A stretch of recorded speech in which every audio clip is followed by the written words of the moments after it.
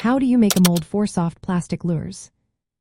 Have you ever wondered how to create your own soft plastic lures? Making a mold for these lures can be a fun and rewarding project. Let's break down the steps you need to follow to get started with lure mold making. First, gather your materials. You will need mold material, which can be plaster of Paris, fiberglass resin, room temperature vulcanizing silicone, or aluminum. Each material has its own pros and cons.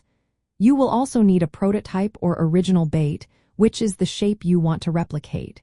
This could be a soft plastic bait or a custom design that you have in mind. Next, you will need a container or mold box to hold your mold material. You can make this from foam board or any other material that allows for easy releases once the mold sets.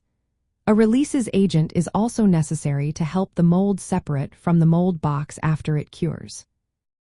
Now, let's go through the step-by-step process. Start by preparing your mold box. Use hot glue to assemble a box from foam board and line it with aluminum foil. This lining will help ensure that the mold releases easily. Then, secure your prototype bait at the bottom of the mold box.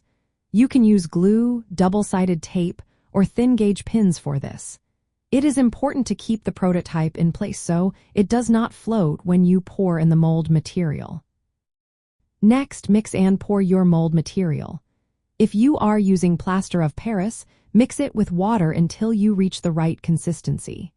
For resin or silicone, follow the manufacturer's instructions for mixing with a hardener. Pour the mixture into the mold box over your prototype. Allow the mold to cure. The curing time will vary depending on the material you used.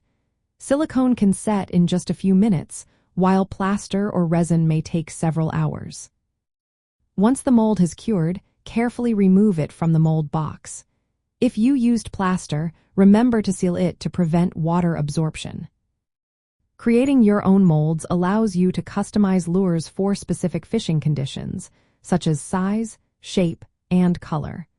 This is especially useful when targeting certain species or mimicking local baitfish. Plus, making your own molds can save you money and provide a fun DIY project.